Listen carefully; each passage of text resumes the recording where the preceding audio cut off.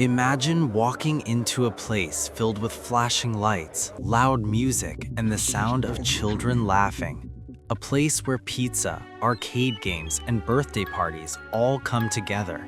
For millions of kids, this wasn't just a restaurant, it was a memory.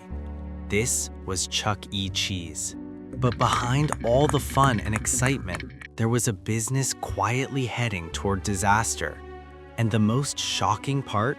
Even while making millions of dollars, it still ended up on the brink of collapse.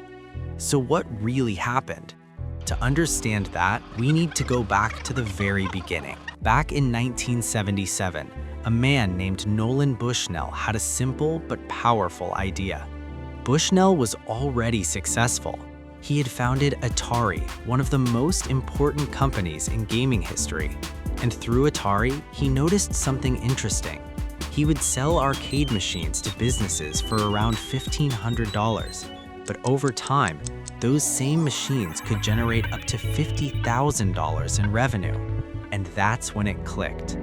Why sell the machines when you could own them and collect the money yourself?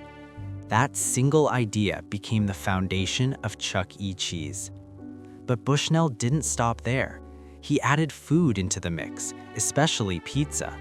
Not because food was the main focus, but because it created something even more valuable: time. Time for customers to sit, wait, and spend money on games. It was a brilliant system. Parents would bring their kids for pizza, and the kids would spend most of their time and money playing games. In fact, more than half of the company's revenue came from entertainment, not food. And it worked. The first location was a massive success. Then came the second, then the third. Soon, Chuck E. Cheese was expanding rapidly across the country. But success can be dangerous, especially when it grows too fast. By the early 1980s, the company was opening new locations at an aggressive pace. They didn't always take the time to study whether a location would succeed long-term. Instead, they focused on growth. At the same time, a competitor entered the market, Showbiz Pizza.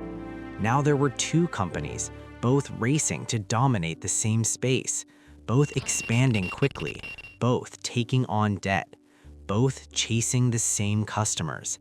And then, everything changed. In 1983, the video game industry crashed.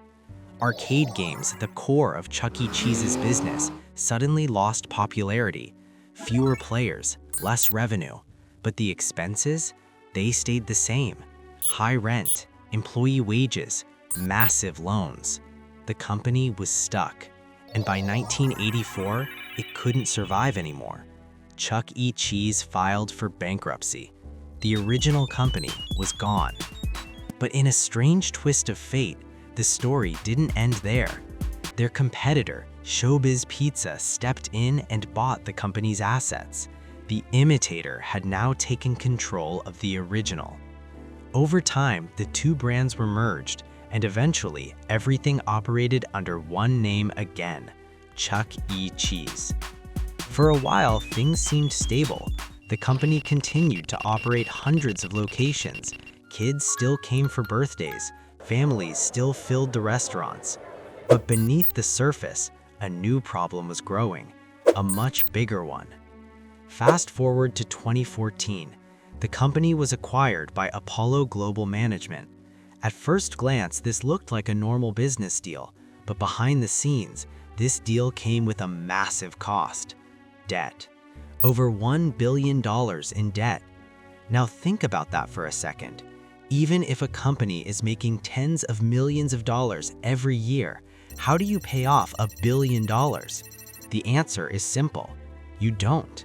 Instead, you survive. Barely. From that moment on, Chuck E. Cheese was trapped. The business was still running, customers were still coming in, but a huge portion of their income was going toward interest payments, not growth, not innovation, just debt. Year after year, the company reported losses, not because people stopped coming, but because the cost of their debt was too high. It was like trying to fill a bucket with a hole in the bottom. No matter how much money came in, it kept leaking out. And then came the moment that changed everything. The world shut down. The COVID-19 pandemic hit. Restaurants closed, arcades went silent, birthday parties disappeared overnight. And just like that, Chuck E. Cheese lost its ability to make money. But the debt, it didn't go anywhere. Payments were still due, interest was still growing, and without revenue, there was no way to keep up. Once again, the business found itself facing bankruptcy.